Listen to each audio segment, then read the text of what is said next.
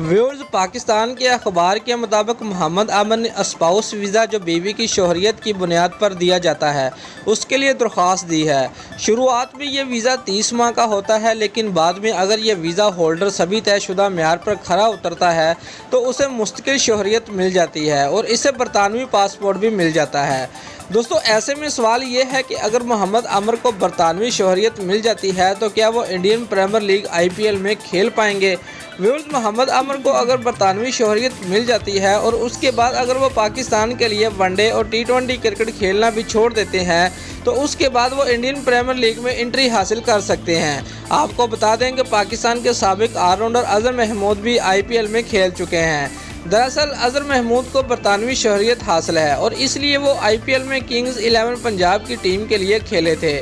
Viewers, हालांकि मोहम्मद आमिर को अगर बरतानवी शोहरियत मिल जाती है और वो पाकिस्तान के लिए क्रिकेट खेलना छोड़ भी देते हैं तो भी एक वजह से उन्हें IPL में खेलने से रोका जा सकता है।